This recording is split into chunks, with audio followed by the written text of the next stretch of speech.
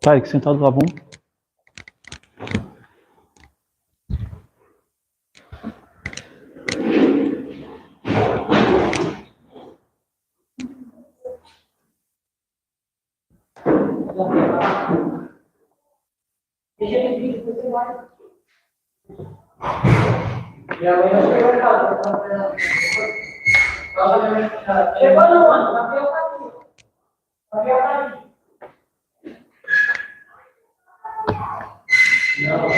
Glória a Deus.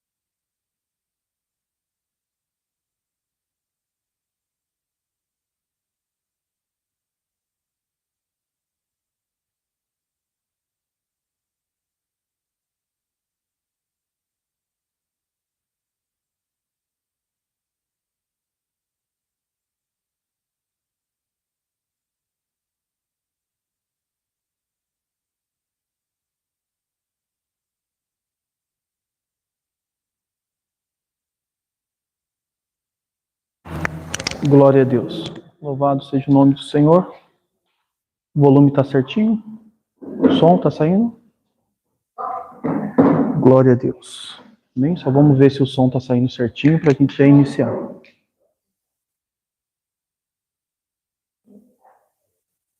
Glória a Deus.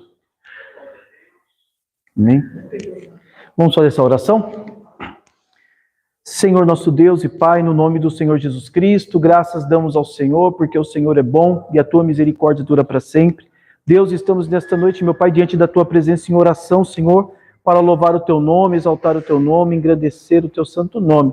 Deus, pedimos que através do teu Espírito Santo, o Senhor possa nos capacitar, Senhor. Que o Senhor possa nos ensinar, nos instruir, que o Senhor possa nos capacitar e nos habilitar, fazer de nós sábios ganhadores de alma para o teu reino. Senhor, nós te pedimos, nos dá, Senhor, o entendimento, nos dá, Senhor, nos faz conhecer, meu Pai, o teu querer e a tua vontade. É o que nós te pedimos e te agradecemos, em nome de Jesus. Amém e graças a Deus. Amém? Os irmãos podem se assentar. Nós vamos iniciar, então, essa terceira aula de teontologia, doutrina sobre Deus. Terceira aula. Aí nós vamos falar sobre os nomes de Deus, que a Bíblia nos...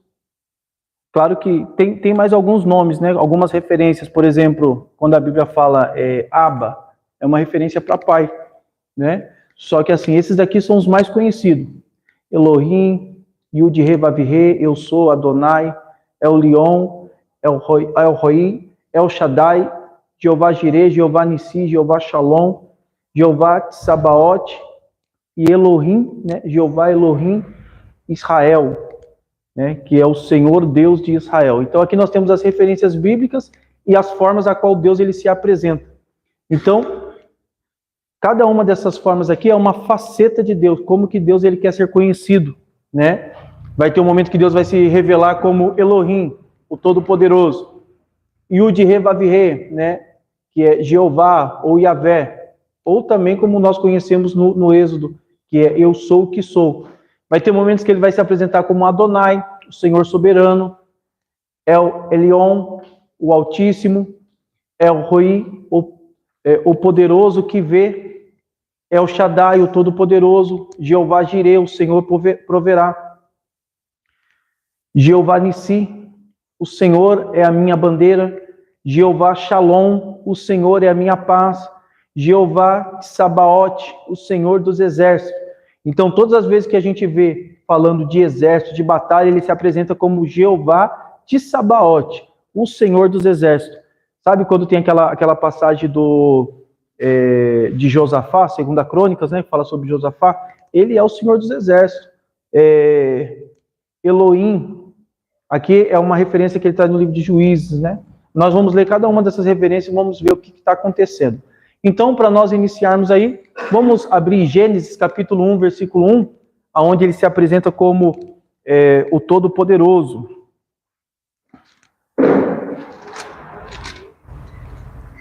Gênesis capítulo 1, versículo 1. Né? Na nossa Bíblia está, no princípio criou Deus os céus e a terra. Mas lembra que a gente colocou a escrita aqui no hebraico, né? Que era Bereshit bara Elohim, né? É isso aqui, ó, Elohim, é o Todo-Poderoso. Então, aonde está marcado Deus aí, no hebraico, é Elohim, Elohim no hebraico. Ó, Gênesis capítulo 1, versículo 1. A palavra Elohim, aqui ele está se mostrando como Todo-Poderoso. A outra referência, Gênesis capítulo 2, do verso 4 em diante.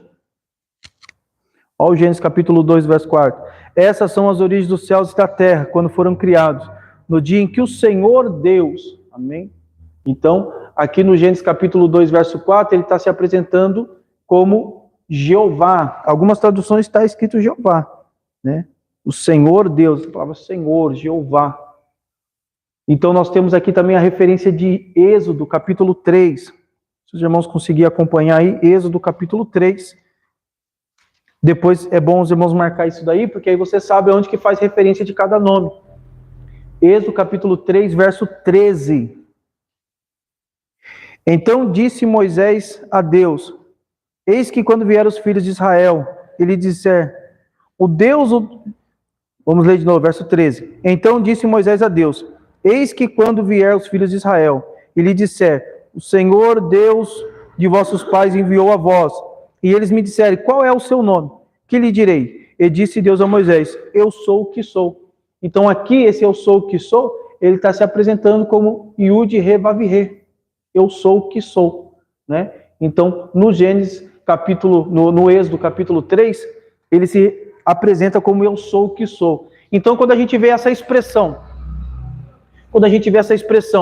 eu sou o que sou, ele está dizendo aqui para Moisés, vai confiando em mim, porque a necessidade que você vai ter diante do povo eu vou suprir. Se você precisar de um Deus que liberta, eu sou o Deus que liberta. Se você precisar de um Deus que provê, eu sou o Deus que provê. Então, quando ele se apresenta como eu sou o que sou, ele está falando assim, ó, eu sou o que você precisar que eu seja. Esse é o Deus que nós servimos, irmãos. Você vê que cada faceta cada situação da nossa vida, ele se apresenta de uma faceta.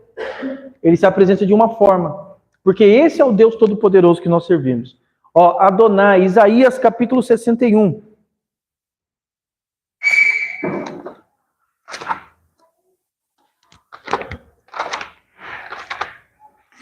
Isaías.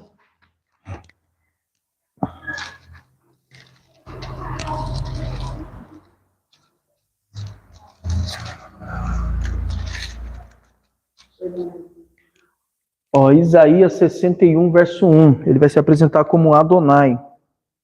O Espírito do Senhor Jeová está sobre mim, porque o Senhor me ungiu para pregar as novas aos mansos, e enviou-me a restaurar os contritos de coração, proclamar a liberdade dos cativos e a abertura de prisão aos presos, né?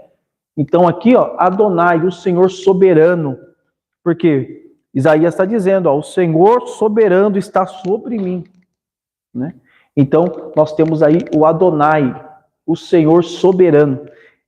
Isaías deixa bem claro, ele está falando sobre a salvação, a proclamação da salvação, que é esse texto aqui que depois Jesus, quando ele está dentro da sinagoga, né, ele vai entrar dentro da sinagoga, vai ser dado para ele a oportunidade, ele vai ler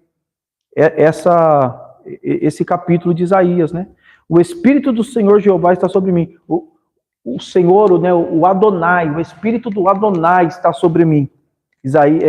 Jesus, ele lê esse texto e ele fala que esse texto está sendo falado dele, né? E ele foi enviado, né, para poder pregar as boas novas, libertar os presos das prisões. Então, o Adonai, Isaías 51, é o Senhor soberano, está sobre ele o Espírito do Senhor. Ó, El Elyon, né, o Altíssimo. Isaías mesmo aí, capítulo 14. Isaías capítulo 14, verso de número 14.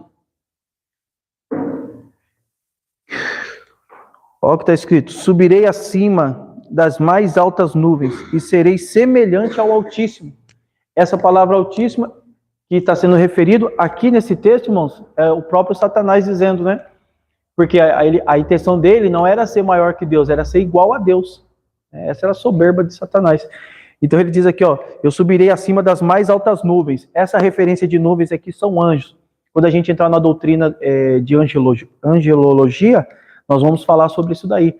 Quando você vê lá a referência do Monte Santo de Deus, vai aparecer, né, falando das nuvens, que são os anjos, né? Ali é uma figura dos anjos. Então, El Elyon, o Altíssimo, ó, El Roi, o poderoso que vê. Gênesis 16, 13, né? Que nós sabemos que é aquela passagem de Agar. Vamos ver, Gênesis 16.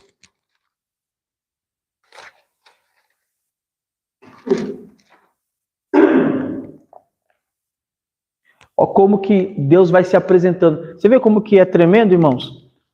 Por isso que assim, ó, lembra que nós falamos nas outras aulas? A gente falou assim da revelação de Deus, que não tem como o ser humano saber tudo sobre Deus, porque Deus, ele revela o limite, ele mostra até onde nós podemos chegar. Até porque se Deus se revelar na sua totalidade, nós não conseguimos suportar. Então Deus, ele sabe da nossa limitação, ele sabe que o homem é limitado, então ele vai revelando para o homem conforme a experiência que nós vamos tendo com Deus. Então vai ter momento que ele vai se apresentar como Elohim, vai ter momento que ele vai se apresentar como eu sou o que sou, quando assim a pessoa está naquela prova, naquele processo, a pessoa começa a orar, irmãos, vai apresentando os nomes de Deus. Aprenda a usar. Por isso que é necessário a gente aprender sobre os nomes de Deus. Para que na nossa oração, nós podemos usar isso aí como ferramenta a nosso favor. Se levantou uma grande batalha espiritual. Estamos sofrendo um ataque espiritual. Então eu vou chamar Deus como Deus de Sabaote, o Senhor dos Exércitos. O Senhor é o Senhor dos Exércitos. Eu quero que o Senhor se manifeste como de Sabaote, Jeová de Sabaote. O Senhor entra nessa peleja. Então quando você começa a clamar, irmãos, conhecendo as manifestações de Deus, e você vai ver como que a sua oração vai ser diferente, né? Ó, você vai precisar de uma provisão de Deus, Deus proverá. Senhor, eu clamo pelo Jeová Jireh, manifesta minha vida como Jeová Jireh, o Deus da provisão, o Senhor da provisão. Amém? Nós estamos aqui no Gênesis 16, 13, né? Os irmãos encontraram aí? Ó, e ela chamou o nome do Senhor, que com ela falava, tu és Deus da vista, porque disse, não olhei eu também para aquele que me vê? Então ela está falando aqui, ó, El Roi, o poderoso que vê. Porque Deus está falando assim, ó, eu vejo tudo, Agar. Eu vejo as suas aflições, você não está sozinha. Sabe quando a gente cai naquela besteira de falar assim, Deus me abandonou, Deus se esqueceu de mim. Isso daí, irmãos, é questão de crente, crente rebelde. Ele acha que Deus é limitado que nem ele. Ele passa uma prova e às vezes porque Deus não está falando com ele, ele fala, Deus não me vê. Aí Deus está se apresentando aqui, ó, é o Roi, eu sou o poderoso que vê. Irmão, não tem como Deus não ver, Deus ele vê tudo. Ó, El Shaddai, Gênesis 18, Aí, ó, um capítulo para frente aí. Gênesis 18, verso 14, né? Ele se apresenta como El Shaddai. Essa expressão El, né, sempre faz alusão a Deus. Aí a gente vê Emanuel, né, que é Deus conosco.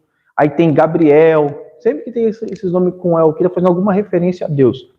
Ó, o Todo-Poderoso, Gênesis 18, 14.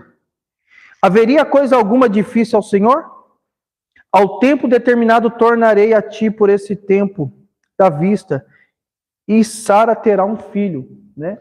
Olha como que Deus se apresenta para Abraão aqui, quando faz a promessa, porque Abraão achou que a promessa que Deus tinha feito não ia acontecer. Abraão achou que Deus tinha se esquecido da promessa, ou que Deus não tinha poder para realizar, né, a promessa que ele tinha feito. Aí Deus está dizendo que por esse tempo ele voltará. Ele voltará para Abraão e vai mostrar para Abraão que ele é o Todo-Poderoso, o El Shaddai. Então Abraão agora está falando com Deus na faceta do El Shaddai, o Todo-Poderoso. Vamos ver Jeová Jireh, aonde que ele se manifesta como Jeová Jireh? Gênesis 22, 14.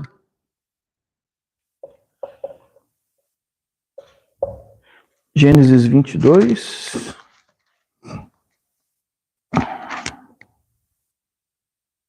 Isso, 22, 14. Ó, Gênesis 22, 14. E chamou Abraão o nome daquele lugar, o Senhor proverá, donde se diz até o dia de hoje, o monte do Senhor se proverá. Amém? Porque nessa ocasião aqui, é quando Deus ele pede Isaac para Abraão. Deus pede Isaac para Abraão, Abraão leva Isaac para ser sacrificado, e aí Isaac questiona, né? Pai, estou vendo o altar, estou vendo o cutelo, né? Estou vendo aí a lenha, mas cadê o cordeiro para a gente sacrificar? E aí Abraão declara, né? Deus proverá, Jeová Jireh, Deus da provisão, e Deus vai prover um carneiro, estava enroscado no meio dos galhos ali, e naquele momento ele provê ali um carneiro. Ó, vamos ver o Jeová Nissi, o Senhor é a minha bandeira. Livro do Êxodo, segundo livro da Bíblia, capítulo de número 17.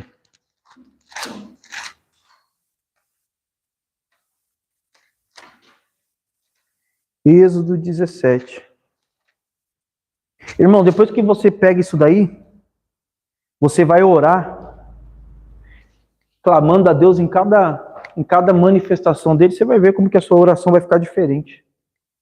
Ó, 17:15, Êxodo 17:15. E Moisés edificou um altar e chamou o nome, o Senhor é minha bandeira. Êxodo 17, verso 15. E Moisés edificou um altar e chamou o seu nome, o Senhor é minha bandeira. Aqui, ó, Moisés peleja contra os amalequitas, né? Então ele fala, o Senhor é minha bandeira, Jeová Nissi. Então quando você for em alguma igreja que está lá o ciclo de oração, Jeová Nissi, aí você já sabe, você sabe o que significa Nissi. Ciclo de oração, Jeová Jireh, você sabe, ó, Jireh é uma das manifestações, um dos nomes de Deus, como Deus ele quis ser conhecido. Porque Deus é assim, irmãos. Você sabe que o povo de Israel não pode chamar o nome de Deus, né? O Yud Re Vav Re é um nome que não pode ser pronunciado. É um nome que não pode ser pronunciado. Quando Deus fala lá assim, ó, não invoque meu nome, não invocar o nome do Senhor em vão. Né? Então, o povo de Israel, eles tinham muita... eles eram muito radical nessa parte. Aí Deus precisava se manifestar de cada forma. O que você precisa? Aí Deus vai se manifestando. Ó, vamos ver outra aqui, ó. Jeová Shalom, né? Juízes capítulo de número 6. Juízes é depois de Josué. Tem os 5 primeiros livros da Bíblia, Josué é o 6º, Juízes é o 7º livro da Bíblia. Juízes capítulo 6.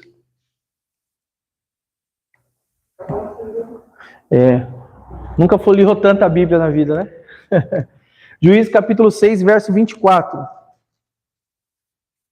Ó, então Gideão edificou ali um altar ao Senhor, e lhe chamou, Senhor é paz, e ainda até o dia de hoje está em Orfa, dos Abiezritas. Então, o Senhor é paz. Jeová Shalom. Quando você encontrar alguém que fala assim, Shalom, irmão, ele tá dando a paz. Shalom, Shalom, a paz. Então, Jeová Shalom, o Senhor é minha paz. Então, Deus se manifesta para Gideão como Jeová Shalom. Amém? Ó, Jeová Tsabaote. Primeiro livro do Samuel. 1 Samuel.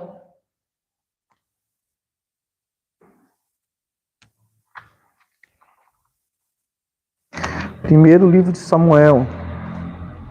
Você vai sair aí de Juízes, vai pegar Ruth e o 1 Samuel. 1 Samuel, capítulo de número 17. E o verso de número 45. 1 Samuel 17, 45. Davi, porém, disse ao filisteu: Tu vens a mim com espada e com lança e com escudo, porém eu venho a ti em nome do Senhor dos Exércitos, o Deus dos Exércitos de Israel, a quem tens afrontado. Você lembra daquele episódio, Davi lutando contra o Golias? Golias está caçoando de Davi, né? Ele falou, pedi um soldado guerreiro e vocês mandam um moleque, vem comigo com um pedaço de pau, eu sou tipo de cachorro. Aí Davi vai dar essa resposta para ele. Você vem contra mim com espadas e escudo, mas eu vou contra ti em nome do Jeová Tsabaote, o Senhor dos Exércitos. Irmão, tinha um exército, irmãos, o exército dos filisteus. Eles estavam tocando um terror, um medo no povo de Israel. Davi, um menino que estava lá atrás das ovelhas, no meio do campo, trabalhando, ele compreende a importância, né? Ou a soberania de Deus, a grandeza de Deus, a ponto de ele se deparar diante do gigante, porque todo mundo olhava para o gigante, para o filisteu lá, o Golias, e falava, ele é um gigante. Davi olhou para ele e falou assim, não, ele não é um gigante, ele é um incircunciso. Irmãos, aqui tem muito ensinamento, porque incircunciso é aquele que não tem aliança. Olha o que Davi está declarando. Quando Davi olha, ele não chama Golias de gigante. Porque é você que coloca título naquilo que está te afrontando. Se você olhar, lembra? É até uma frase que a gente usa muito no nosso meio. Nunca fale para Deus que o seu medo, que o seu problema é maior, é grande. Sempre fala para o seu problema que o seu Deus é maior. É a forma que você se depara com a situação. Davi nunca reconheceu Golias como gigante. Davi reconheceu Golias como um incircunciso. E ele falou assim, você vem contra mim com espada e escudo, mas eu vou contra você, em nome do Jeová Tsabaote, o Senhor dos Exércitos. E ele ganhou a peleja. Vamos aqui para a última referência, Juízes, vamos voltar lá para o Juízes, capítulo de número 5. Juízes, capítulo de número 5, verso de número 3. Olha como que Deus está sendo agora apresentado aqui no Cântico de Débora. Juízes, capítulo 5, verso de número 3. Juízes 5, 3. Ouve, reis, dai ouvido, príncipes, eu cantarei ao Senhor, salmodiarei ao Senhor Deus de Israel.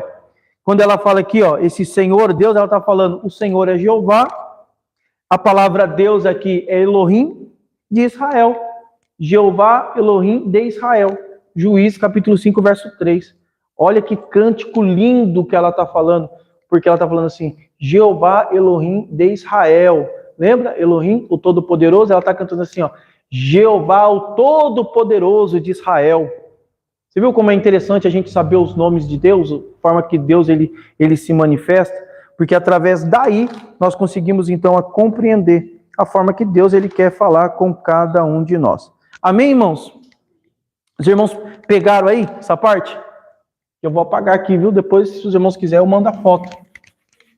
Então, por que é importante a gente conhecer o nome de Deus? Porque agora vai mudar a sua oração. Você não vai começar com aquela oração café com leite, que antes Deus ouvia por misericórdia, porque nós não sabíamos orar, então a gente entra na presença de Deus por misericórdia, Deus ele ouve, ele responde, porque ele conhece o que está no nosso coração, ele sabe o que nós estamos querendo dizer. Mas agora não, agora você tem conhecimento, irmão. Agora você vai entrar na presença de Deus, aí você vai falar, você vai apresentar Deus da forma que de fato Ele é. Nós vamos falar sobre os atributos de Deus, amém? Vamos falar aqui sobre os atributos de Deus. Vamos ver aqui. As iniciais.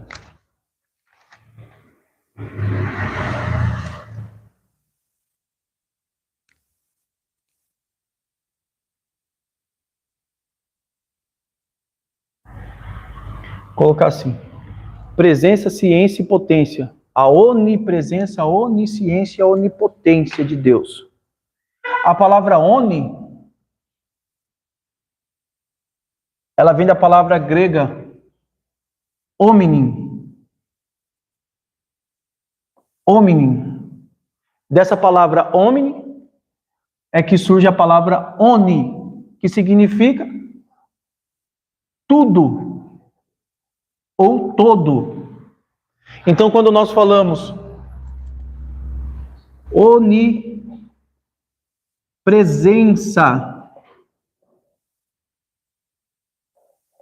é a junção de duas palavras. É a junção da palavra oni, que é tudo, e presença. Nós estamos dizendo toda a presença. Onipresença. E aonde que nós vemos na Bíblia falando sobre a onipresença de Deus? Vamos abrir aí, Salmo de número 139? Salmo de número 139.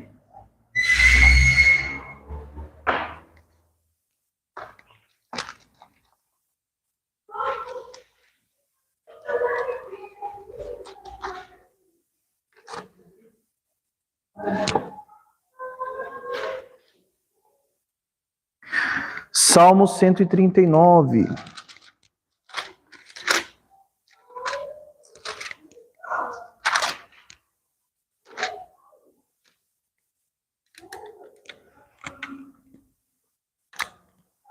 No Salmo 139, a gente já consegue encontrar a onipresença de Deus e a onisciência de Deus. Isso aqui é bom que os irmãos decorem, tá? A palavra oni, ela vem do grego omni. Então, no grego é omni, no português é oni, que significa tudo ou todo. Só Deus, irmãos, tem esses três onis, tá? Esses daqui são os três onis de Deus. Deixa eu colocar aqui. Três oni de Deus. Os três onis de Deus. Para você identificar uma pessoa, se ela é Deus, ela precisa ter esses três atributos: onisciência, onipotência e onipresença. Os irmãos conseguiram entender? Oni vem da palavra omni, que é tudo ou todo.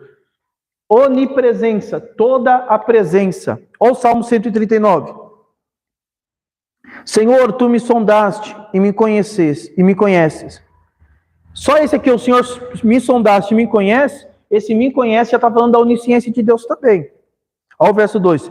Tu conheces o meu assentar, o meu levantar, de longe entende o meu pensamento, cerca o meu andar, o meu deitar, e conhece todos os meus caminhos, sem que haja uma palavra na minha boca. Eis que o Senhor tudo conhece. Tu me cercaste em volta, puseste sobre mim a tua mão. Tal ciência é para mim maravilhosíssima, tão alta que não posso atingir. Para onde me irei do teu espírito? Ou para onde fugirei da tua face? Se subir ao céu, tu ali estás. Se fizer no Sheol a minha cama, eis que tu ali também está. Se tomar as asas da alva, se habitar na extremidade do mar, até ali a tua mão me atingirá e a tua destra me sustentará.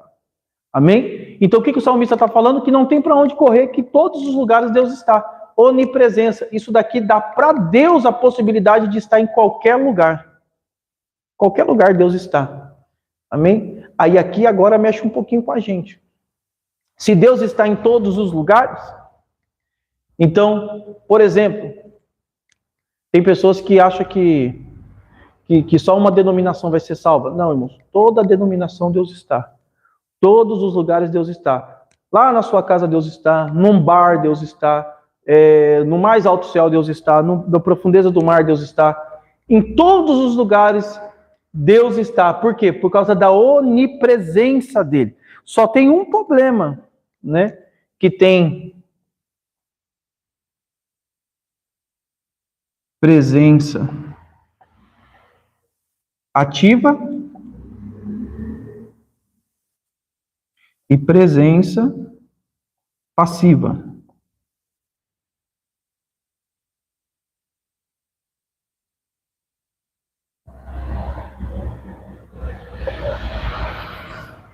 Presença ativa e presença passiva. Se Deus está em todos os lugares, por que ele não se manifesta em todos os lugares?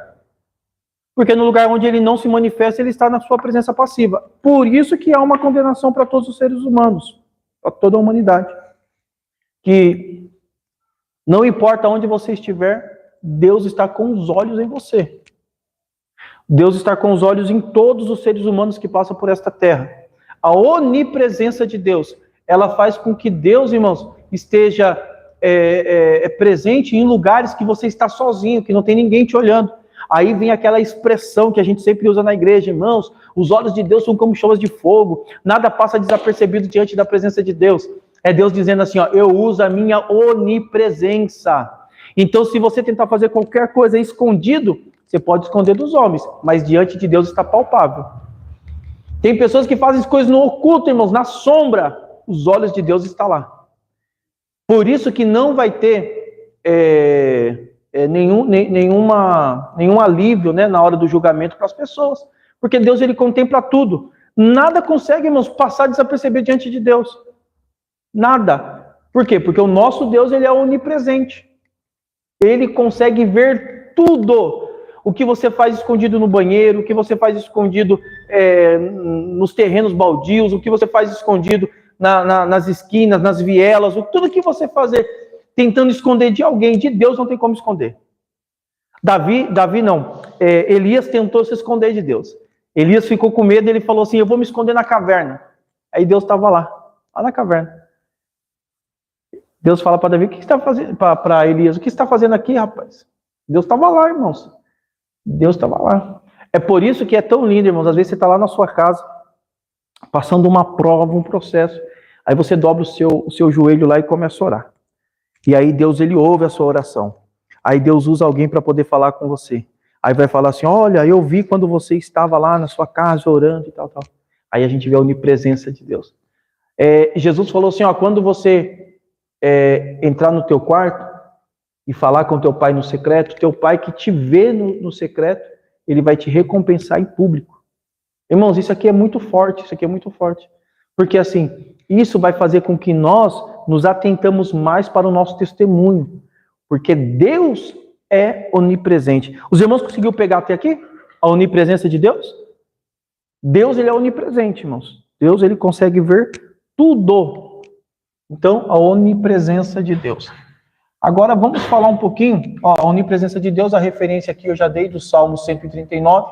Eu falei da presença passiva e da presença ativa, né? Um exemplo da presença passiva. Por exemplo, você vê uma pessoa fazendo alguma coisa, né? Salmo 139, deixa eu marcar aqui. Você vê fazendo, mas você não interfere. Isso aqui casa bastante, por exemplo, se você for dar um exemplo de pai. Às vezes o pai está vendo o filho fazendo alguma coisa e ele não interfere. Ele está presente, ele está vendo, mas ele está de uma forma passiva, ele não interfere. É o que Deus faz. Por causa do seu livre-arbítrio, Deus, ele não interfere. A não ser, por exemplo, quando a gente vê a história de Balaão. Né? Balaão, ele foi pago para poder amaldiçoar o povo de Deus. Aí não tem como, irmão. Como é que você vai amaldiçoar algo que Deus abençoou? Então aí Deus interfere. Né? Aí Deus interfere. Aí Deus envia lá um anjo, porque se Balaão continuasse, o anjo ia matar Balaão. É tanto que a jumenta precisou falar com Balaão, né? A jumenta falou com Balaão. Por quê? Porque Balaão estava fazendo algo que era contra o propósito de Deus. É por isso que a igreja, irmãos, a igreja não precisa se preocupar se tem alguém falando mal da igreja, se tem alguém desejando mal para a igreja, se tem alguém fazendo algum tipo de maldade, porque aí Deus interfere. Nós não temos a história de Paulo, quando ele era Saulo, ele foi perseguir a igreja. No caminho de Damasco, Jesus se manifestou. Por quê? Irmãos, o nosso Deus é onipresente, ele está presente em todos os lugares. Os discípulos que estavam fugindo nem sabiam que Jesus tinha interferido ali. E Jesus interviu e mudou a situação, pegou Paulo de jeito. E qual é a mensagem que Deus dá para a gente ali?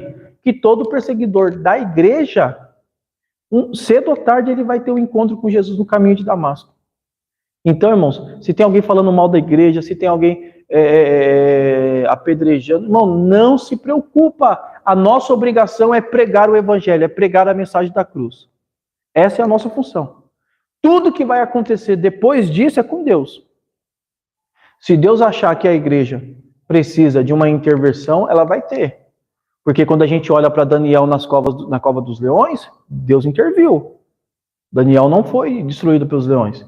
Quando nós vemos Sadraque, Mesaque e Abednego lá na fornalha, né, Ananias, Azarias e Misael, Deus também interviu. Mas quando você olha para a igreja primitiva, os homens, ali os discípulos foram mortos a fio de espada, Pedro foi crucificado de cabeça para baixo, Isaías foi cerrado ao meio, Paulo foi decapitado, né? Então, irmãos, tem que entender o propósito de Deus. O mesmo Deus que deu livramento para Daniel, que deu livramento para Azarias, Misael, é o mesmo Deus que também dá livramento para a igreja. Mas qual é o propósito? Daniel tinha um propósito. Os 3 jovens tinham um propósito. O propósito deles precisava dar o livramento ali naquele momento. Mas quando você vê a igreja primitiva, muitos morreram, porque com a morte deles, nascia outras pessoas convertidas a Cristo Jesus. Então a onipresença de Deus, ela fala isso. A onisciência de Deus, né? Onisciência.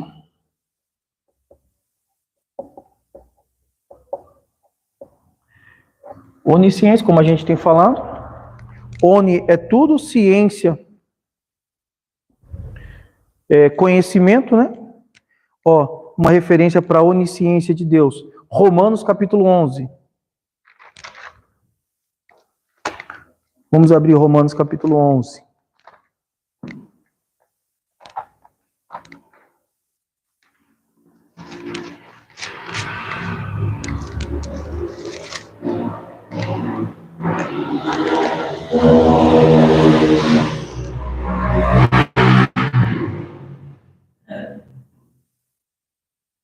Capítulo 11, verso de número 34. Verso 33 e 34 de Romanos.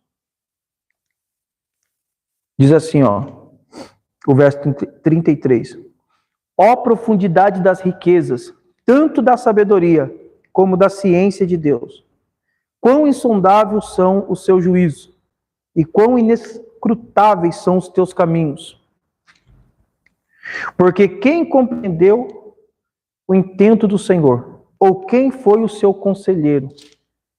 Irmãos, onisciência dá o conhecer de Deus para tudo. Deus, ele conhece tudo por causa desse atributo. Esse atributo, onisciência, tá? Então, mais uma vez, a palavra oni, ela deriva da palavra omni no latim. Eu falei no grego, né? Mas é no latim. No latim é omni. Aí vem a palavra oni, que é tudo ou todo. Então, Deus, ele é onisciente, ele tem toda a ciência, ele tem todo o conhecimento.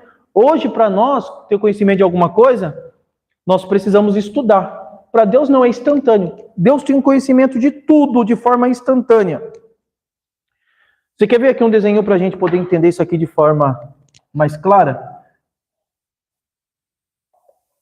Ó, aqui é o homem. Aqui é a eternidade. Aqui é o passado. Aqui é o futuro. E aqui é o presente. Aqui, ó. Esse presente, passado e futuro, ele está num tempo chamado Cronos. E a eternidade, Kairos. Deus está aqui, na eternidade, que é o trono de Deus. O resplendor do trono de Deus. Deus está aqui na eternidade. Irmãos, Deus ele tem todo o conhecimento. O atributo de Deus, a onisciência, dá para Deus o conhecimento de tudo. Aqui está o homem está vivendo aqui, ó, no presente. Só que quando Deus ele olha para cá, Deus ele está vendo tudo, ele está vendo o passado, o presente e o futuro. Deus está compreendendo tudo isso daqui, ó. Passado, presente e futuro. Deus olha assim como se fosse uma coisa só. Porque assim, ó, o tempo de Deus, a eternidade, é kairos. Esse tempo aqui não tem contagem, é eternidade. O tempo dos homens é o cronos, né? Então lembra que eu falei na aula passada? O cronos é como se Deus pegasse 2 riscos e colocasse assim, ó, no kairos, 2 riscos. Desse até esse vai se chamar cronos. Só que quando Deus ele olha da posição que Deus está, porque acima de Deus não tem mais nada, Deus está na parte mais alta. Quando ele olha, ele vê tudo. Ele vê o passado, o presente e o futuro. Então ele compreende o que você está vivendo aqui. Como pessoa limitada, ele compreende o que você está vivendo aqui. Ele sabe que muitas das vezes que você está vivendo aqui no presente é alguma coisa que aconteceu aqui no passado, que mexeu com você, que te fez ferida, que te machucou. Então ele conhece o seu choro aqui, ele sabe quando você, entre parênteses, você briga com Deus, quando você quer colocar Deus entre a parede. A Bíblia não fala que o Espírito Santo intercede por nós com gemidos inexprimíveis? É o próprio Deus trabalhando, porque ele compreende quando nós passamos situações limitadas. E ele sabe o que vai acontecer com você aqui no futuro. Aí tem aquele probleminha que as pessoas sempre caem. Deus, ele predestinou as pessoas. Deus sabe quem vai ser salvo? Deus sabe quem vai ser salvo. Mas ele não interfere na salvação, porque ele te dá escolha. Então, irmãos, negócio de predestinação, irmão, é furada. Deus ele não se move numa predestinação, por exemplo, te obrigando a fazer uma coisa. Porque a pessoa tem pessoas que pensam assim: se o homem está predestinado, então não precisa fazer mais nada. Deus sabe quem vai ser salvo e quem vai se perder, né? Porque predestinou, né? Predestinou. A palavra predestinou é algo que foi escolhido antes. Ó, predestinação. Predestinou. Destino é o que vai acontecer e pré é o que vem antes. Então, predestinou. Então, Deus ele escolheu antes qual seria o meu destino? Não. Mas como ele é onisciente, sabe de todas as coisas, ele sabe o que vai acontecer aqui no final, sabe quem vai ser salvo e quem não vai ser.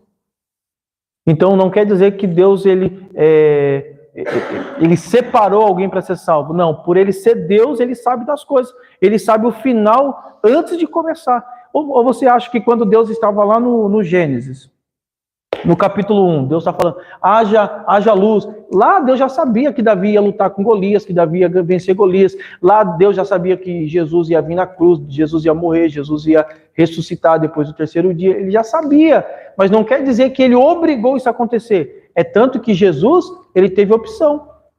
Ele não falou, se for possível, aparta de mim esse cálice.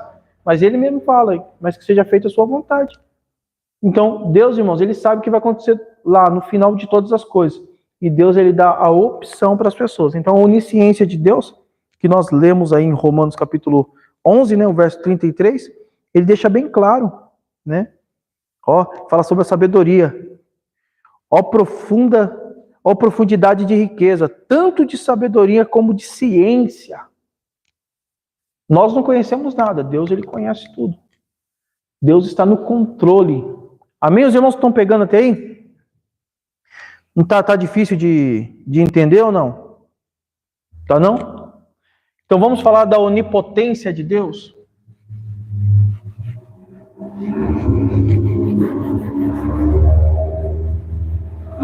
Onipotência. Se os irmãos puderem abrir Apocalipse capítulo 22.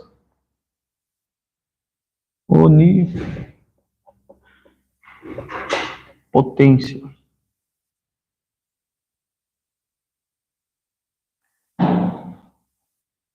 Apocalipse 22. Só para a gente fechar a parte da onisciência, os anjos, eles são espírito.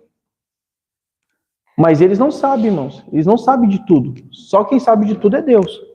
Então o diabo ele não sabe de tudo, ele não conhece a palavra que está na nossa boca. Deus sim, Deus ele conhece tudo.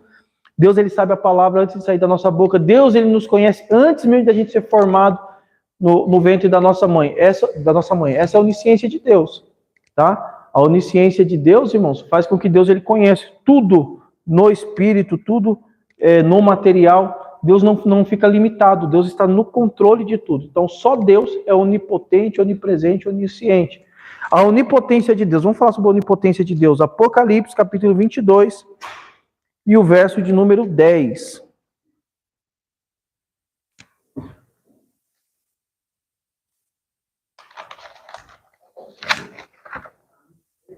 Não, 22, 10. É o finalzinho do Apocalipse ainda. Isso. Apocalipse 22, 10. Ó, a onipotência, potência é poder. Oni é tudo, né? Ou todo, no caso aqui, todo o poder. Nós não podemos falar que Deus tem todo o poder, porque dá a entender assim que em algum momento foi dado para ele. Aí pode haver um questionamento, né? Mas quem deu todo o poder para Deus? Então Deus não tem todo o poder, Deus é todo o poder. Deus não tem toda a ciência, Deus é toda a ciência. Deus não tem toda a presença, Deus é toda a presença. Deus está em tudo, em todos, se move em tudo, em todos. Então, é porque assim, para a gente falar aqui, a gente é maduro, a gente entende. Eu posso falar que Deus tem todo o poder, que isso aí não vai ter nenhuma diferença. Mas, por exemplo, se você vai participar, vai conversar com alguém e aquela pessoa quer te questionar, ela pode te pegar em palavras, né, fazer trocadilho para você perder o fio da meada. E isso acontece muito quando alguém quer envergonhar alguém. Sabe? Você encontra uma pessoa aí que não tem temor a Deus e ela quer envergonhar o cristão. E aí ela envergonha o cristão assim, ó, em trocadilho, porque ela não tem argumento. Como é que ela vai argumentar contra a existência de Deus? Por mais que alguém fale assim, eu não acredito que Deus existe. Mas lá no fundo ela sabe que Deus existe, irmão. Porque o espírito dela testifica isso. A criação testifica isso. Então, ela não consegue provar o contrário. Então, ela tenta pegar em palavra. Aí você fala, Deus tem todo o poder. A pessoa fala, opa, se tem todo o poder, alguém deu para ele. Então, quem deu poder para Deus? Aí ela vai jogando trocadilho para poder ver se você perde o fio da meada ou se você acaba aqui saindo do propósito. Então, irmão, se alguém falar assim, não, Deus tem todo o poder, alguém fala, irmão, não, Deus é todo o poder. Acabou. Deus existe? Não, Deus não existe. Deus é. Acabou. Entendeu? Então você vai matando aí. Ó, Apocalipse 22, 10. E o diabo que os enganava foi lançado no lago de fogo e enxofre, onde está a besta e o falso profeta, e de dia e de noite serão atormentados para todos sempre. Então os irmãos perceberam? Apocalipse 22, 10 está dizendo que Satanás será jogado no lago de fogo. Então Deus, ele é todo o poder. O que foi? Ah, tá. Eu tô lendo 19. Então tá. 22, 10. E disse-me, não sabes a palavra proferida deste livro. Então, na verdade, é o 19, 20, é o 19, 10. Eu que falei errado. É o Apocalipse 19, 10. Eu abri certo e falei errado. Eu marquei até no caderno errado. 22, 10. É 19, verso 10. É o 19, verso 10. 19 não, irmãos. É o capítulo 20. É o capítulo 20, verso 10. Eu estou lendo aqui, ó, capítulo 20, verso 10 na Bíblia e... Capítulo 20, verso 10. Agora tá certo, pode olhar aí que tá certo. Não, tá... Ó, eu marquei errado no meu caderno. Eu marquei 22... Cadê? Aqui, ó, Apocalipse 22, 10. Estou lendo no capítulo 20, verso 10, que às vezes a gente sabe onde está o texto. Então, olha aí, o capítulo 20, verso 10. E o diabo que os enganava foi lançado no lago de fogo e enxofre, onde está a besta e o falso profeta, e de dia e de noite serão atormentados para todo sempre. Então, a onipotência mostra todo o poder que Deus tem, tanto no mundo espiritual como no mundo físico. Então, o diabo tem poder? Ele tem. Mas ele não tem todo o poder. Só quem tem todo o poder é Deus. Então, às vezes as pessoas têm tanto medo do diabo, irmão. O diabo, ele é um instrumento na mão de Deus. Porque o diabo só pode fazer o que Deus permite. Até o diabo tem limite. Então todo o poder está na mão de Deus. Deus é o Deus Todo-Poderoso. Apocalipse 20, verso 10. Então você vê que ele vai ter poder de prender Satanás, jogar Satanás no lago de fogo, né? E destruir Satanás. Porque esse daí é o poder que Deus tem. Então, Deus, a teontologia, nós estamos estudando especificamente a pessoa do Deus Pai. Quando a gente entrar em cristologia, a gente vai estudar bastante o Novo Testamento, mostrando Cristo ali, as características da personalidade. Nós vamos ler Antigo Testamento para mostrar as profecias falando de Cristo, né? Nós vamos ver o caso da teofania. Então, teontologia, estudando especificamente a pessoa de Deus Pai. Até porque na Trindade, que vai ser a última aula da teontologia, a Trindade não tem esse negócio de um ser maior do que o outro. Todos eles são iguais. Então, tudo isso aqui que a gente está vendo que Deus tem, Cristo também tem e o Espírito Santo também tem, né? Então, nós vamos falar agora sobre a personalidade, porque Deus, ele é uma pessoa, né? Deus, ele é uma pessoa. E como que eu sei que Deus é uma pessoa? Através daquilo que a gente usa para identificar uma pessoa. Até aqui os irmãos pegaram? Os irmãos estão entendendo? É muito importante que vocês entendam. Se vocês não estiverem entendendo, vocês podem falar, pastor, estou com dúvida, tal, explica mais uma vez sobre isso. Porque isso daqui é uma coisa que a gente precisa ter muito claro na nossa mente. Porque quando você fala que Deus é onipotente, Deus é onipresente, você precisa saber o que você está falando, né? Ó.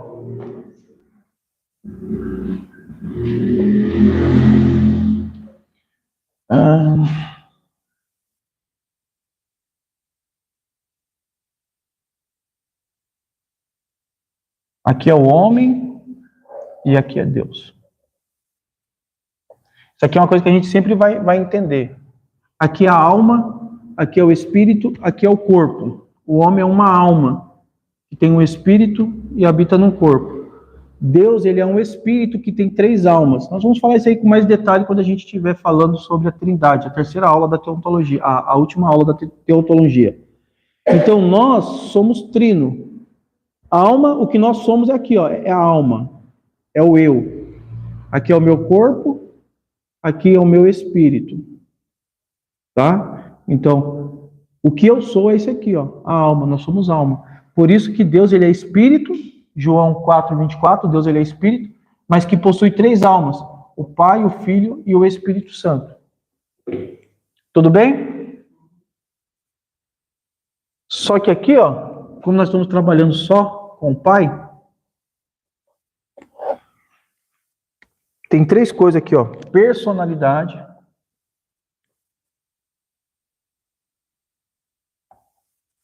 caráter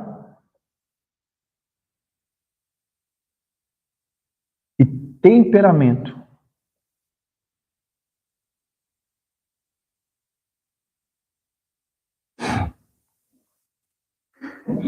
Só uma pessoa, irmãos, ele tem esses 3 atributos: personalidade, caráter e temperamento. Personalidade, isso aqui está na nossa psique, né? Uma pessoa, ela tem que ter uma personalidade. Ela tem o caráter e ela tem o temperamento. Quando se fala de temperamento, tem vários tipos de temperamento, né? Que é aquilo que a gente vê que manifesta com bastante evidência, ó. Colérico, sanguíneo, melancólico e fleumático.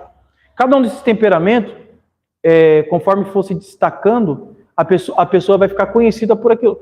O sanguíneo, né, o colérico, a pessoa que é agressiva, explosiva. Pedro era assim. Então, cada um, a personalidade é o que nos individualiza. Então, Deus, ele é uma pessoa, ele tem uma personalidade. O caráter, ele deriva de tudo aquilo que você ouve e tudo aquilo que você vê e tudo aquilo que você pratica.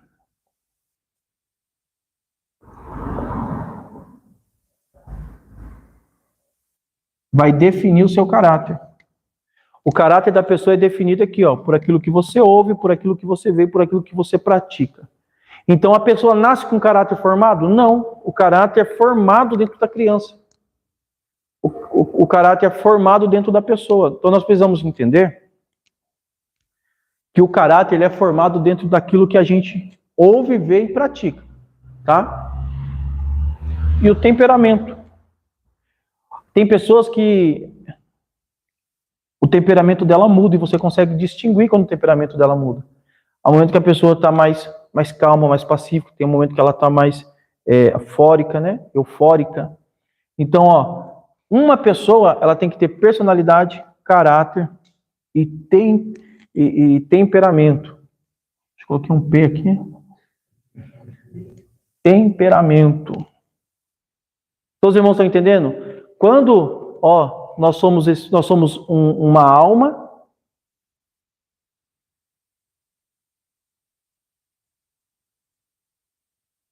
espírito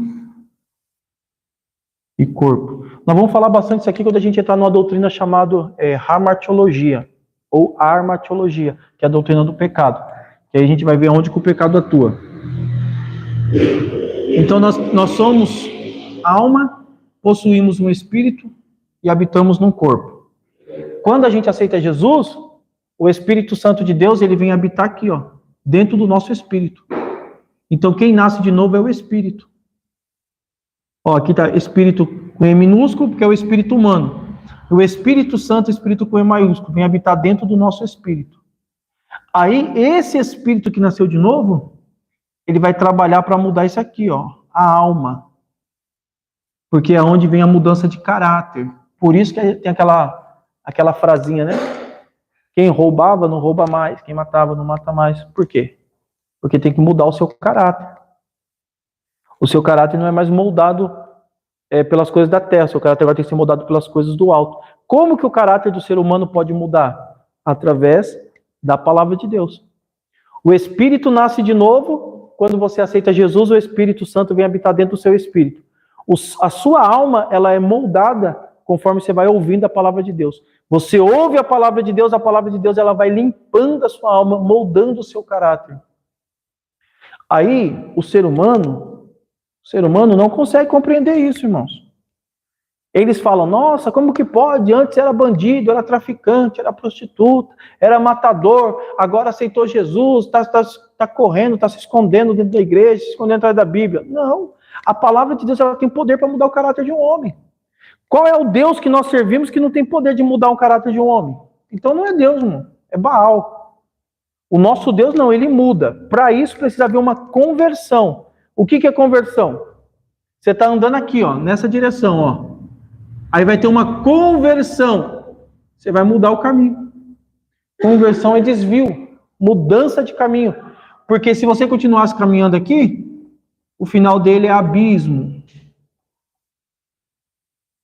Aí houve uma conversão. Jesus te encontrou aqui, ó. Houve uma conversão. Você mudou o caminho. Está voltando para onde? Agora para o céu. Por quê? Efésios vai dizer que o Senhor nos elegeu dentro dele. Deus é Espírito, Deus está no terceiro céu. Então aqui é o nosso destino. Aí nós saímos de Deus, viemos para a terra, por causa do pecado estamos caminhando para o abismo, para a perdição, para o inferno. Mas Jesus aqui no meio do caminho, ele interviu. Aí houve uma conversão, a pessoa se converteu, aí ela está voltando para o céu. O Espírito Santo ajuda. Esse termo conversão usa-se muito na autoescola, né? Então, quem está tirando habilitação, quem já tirou, tem uma familiaridade com esse termo. Então, aí a alma da pessoa ela é mudada. Isso aqui, irmão, não é da noite para o dia. Há um tempo para a alma ser moldada. Quando Jesus fala assim, ó, eu vou lavar os seus pés, né, de todos os discípulos. Pedro fala assim, não, Senhor, eu não sou digno, eu preciso lavar os seus pés, e não sei o que e tal. E aí Jesus fala, né, que era necessário, aí Pedro fala, não, então não lava seus pés, lava o corpo todo. Jesus repreende ele e fala assim, não, vocês estão sendo limpos pela palavra. A palavra de Deus já está limpando vocês, porque a palavra de Deus ela limpa. A palavra de Deus é a água que limpa. Então, quando nós ouvimos a palavra de Deus vai trabalhando dentro da nossa alma, que vai mudando o nosso caráter. Aí a nossa personalidade e o nosso temperamento vai ficando segundo a imagem de Cristo. Amém? Tá? Então, o que foi? Ó, a personalidade, né? Fala dos sentimentos. Deus, ele tem a personalidade, ele tem o caráter, ele tem o temperamento. Esse temperamento fala de sentimentos, tá, irmãos? Temperamento fala de sentimentos. É aquela ferramentinha que nós usamos na primeira aula. Antropopatismo. Antropomorfismo é forma. Antropopatismo é sentimento. Aí você vai ler lá na Bíblia lá. E Deus... E Gênesis capítulo 6. Vamos ver lá Gênesis capítulo 6, verso 6? Gênesis capítulo 6, verso 6. Aí. E aí nós já caminhamos aí para encerrar.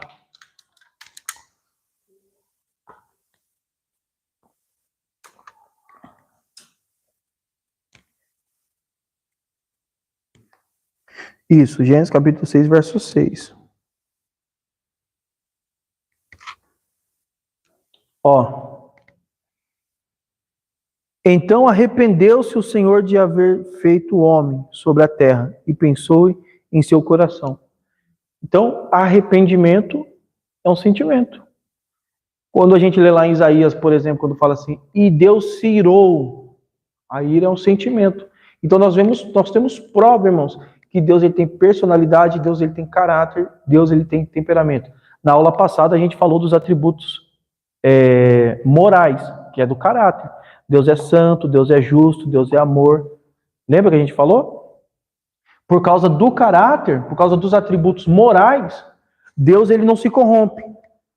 Por causa dos atributos morais. Lembra que a gente falou na aula passada? Eu ainda falei para os irmãos assim dos atributos, que eu falei assim, ó, Jesus ele pôde andar com a prostituta, Jesus ele pôde andar com o publicano, e isso não corrompeu. Mas hoje, o homem, ele fala, Jesus não fez acepção de pessoas, então eu posso andar com qualquer um. Não, não pode. Porque nós somos pessoas que nós temos a facilidade, irmãos, de adquirir os trejeitos da pessoa. Você já percebeu que tem pessoa que vem do Rio de Janeiro, se ela ficar uma semana com você, quando passar uma semana você está falando que nem ela? Porque você acha bonito, atrai. Então, o ser humano ele tem essa facilidade. Então, se a pessoa anda com uma pessoa, irmãos, que rouba, com uma pessoa que tem uma vida que ainda não é tratada por Cristo, a tendência de você fazer a mesma coisa é muito grande. Por isso que a Bíblia ensina, a luz ela não tem comunhão com as trevas. Amós vai dizer, poderão andar dois juntos, né? Se um não tiver de acordo, então se está andando dois juntos é porque os dois pensam da mesma forma. Então, porque o caráter de Deus, irmãos, por causa dos seus atributos morais, o amor, a justiça, né? Deus ele não tem como ele ser influenciado pelo pecado. Então Jesus ele pôde andar com uma prostituta sem problema nenhum de pecar. Por quê? Por causa do seu caráter. A personalidade, né? Aquilo que Deus ele é. E o temperamento, que é os sentimentos de Deus. Amém? Amém. Os irmãos têm alguma dúvida até aí? Tem alguma dúvida, irmãos? Então tá, então nós encerramos aqui, né? Deus, nós já vimos aqui que ele é uma pessoa, porque ele tem personalidade, ele tem caráter, ele tem temperamento. Tem gente que fala assim, não. Tem gente que não concorda, né? No caso que não tem problema de andar com aquela pessoa. Eu creio assim que tem gente no nosso meio que não concorda. De andar junto com outra pessoa que não serve a Deus. Então, irmãos, eu falo para você. Aí sai o caráter dele aí mais capaz. Não, é porque assim, você pode ser influenciado pela pessoa. Sabe o que acontece? Quando a gente aceita Jesus e começa a participar da ceia, a ceia para a gente tem uma importância tão grande. Não, é a aliança de Cristo. Eu estou renovando a minha aliança. Não perca um culto de ceia. Passa 5 anos na presença de Deus, a pessoa falta no culto de ceia. Se a pessoa não tomar ceia, ela não liga. Por quê? Por você fazer muitas vezes a mesma coisa, aquilo vai perdendo valor. Então, quando Deus ele fala para o povo assim, olha, não invocará o nome do Senhor em vão, é porque Deus está prevenindo. Entendeu? Não é que é pecado, é que se o povo ficar chamando o nome de Deus em vão, isso se torna banal. É que nem quando a gente fala assim, a palavra adorar. Adorar é só para Deus. Mas tem pessoa que adora chocolate. Você gosta de chocolate? Ah, eu adoro chocolate. Você gosta de sua esposa? Ah, eu adoro minha esposa. Por quê? Porque a palavra vai perdendo valor. Porque passa-se o tempo você usando muito aquela coisa, você vai desvalorizando. Então, uma pessoa, irmão, que nasceu da água e do Espírito, você pode ter certeza. A primeira característica dela, ela não vai conseguir ter comunhão com quem não nasceu de novo. Uma coisa é você evangelizar, você falar do amor de Cristo. Outra coisa é você conviver. Por quê? Porque não tem como as trevas andar com a luz. Então, o caráter, ele tem que ser moldado. Amém? Vamos se colocar de pé? Vamos orar? Deus abençoe a vida dos irmãos. Amém? Em nome de Jesus. Vamos orar ao Senhor. Senhor, nosso Deus e Pai, no nome do Senhor Jesus Cristo, graças te damos. Muito obrigado por tudo quanto foi falado, Senhor, nesta noite.